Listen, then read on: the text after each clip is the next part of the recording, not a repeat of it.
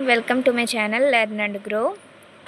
Today our topic is data communication and computer networking. So data communication ante enti? The data communication is the exchange of data between two or more devices through some form of transmission medium.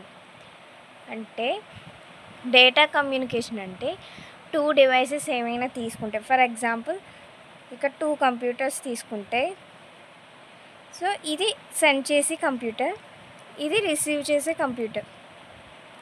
So sender నుంచి రిసీవర్కి data అనేది transfer అవ్వాలి అంటే మధ్యలో మనం cables అంటే transmission media, nothing but transmission medium.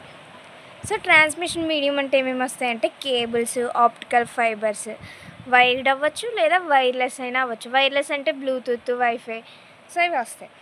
ఈ data కమ్యూనికేషన్లో main components వచ్చి 5 కాంపోనెంట్స్ ఉంటాయి. First one message, second one sender, third one receiver, fourth one transmission medium, fifth one protocol.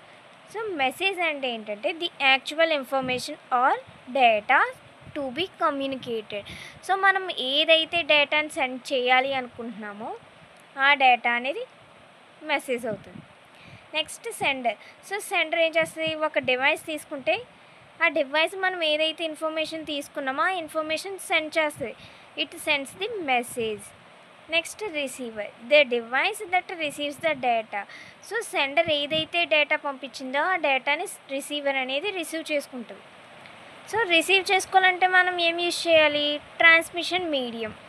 So ఈ ట్రాన్స్మిషన్ మీడియా అనేది ఏంటంటే nothing but path or channel through which data travels. So ఈ పాత్ని base చేసుకుని మనకి data అనేది travel అవుతుంది. So ఇందులో మనం ఏం యూజ్ చేస్తామంటే twisted fair cables, fibre optic cables. So ఇవన్నీ మనకి ట్రాన్స్మిషన్ మీడియాలోకి వస్తాయి. Next protocol, a set of rules that both sender and receiver follow to ensure proper communication. So sender నుంచి రిసీవర్కి ఒక ప్రాపర్ కమ్యూనికేషన్ ఉండాలి అంటే ప్రోటోకాల్స్ అనేవి యూజ్ చేస్తాం. అంటే సెండర్ సెండ్ చేసినప్పుడు ఏ ప్రోటోకాల్ యూజ్ చేస్తుందో రిసీవర్ రిసీవ్ చేసుకున్నప్పుడు కూడా సేమ్ ప్రోటోకాల్ యూజ్ చేస్తుంది. అంటే టీసీపీఐపి, హెచ్టిటిపి, ఎస్ఎంటిపి, ఐఎంఏపి. సో ఈ టీసీపీఐపి అనేది కమ్యూనికేషన్ పర్పస్కి యూజ్ చేస్తాం, కమ్యూనికేషన్ పర్పస్. హెచ్టిటిపి అనేది వెబ్ అప్లికేషన్స్కి యూజ్ చేస్తాం. ఎస్ఎంటిపి అనేది సెండ్ చేయడానికి, ఐఎంఏపి అనేది డేటాను రిసీవ్ చేసుకోవడానికి. అంటే సెండ్ చేసినప్పుడు మనకి సెండింగ్ డివైస్లో మనకి ఎస్ఎంటిపి ప్రోటోకాల్ అనేది సెండ్ చేయడానికి యూజ్ అవుతుంది, అండ్ రిసీవింగ్ చేసుకునే డివైస్లో ఐఎంఏపి అనే ప్రోటోకాల్ రిసీవ్ చేసుకోవడానికి యూజ్ అవుతుంది.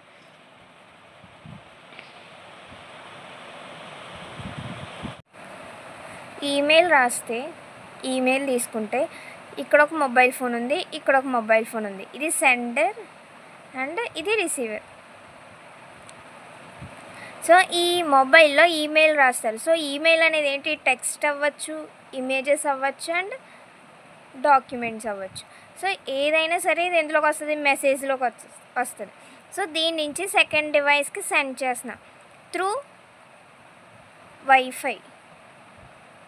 అంటే ఇక్కడ ట్రాన్స్మిషన్ మీడియా వచ్చేసి ఏంటి, వైర్లెస్ ట్రాన్స్మిషన్ మీడియా, వైర్లెస్ తీసుకున్నాం.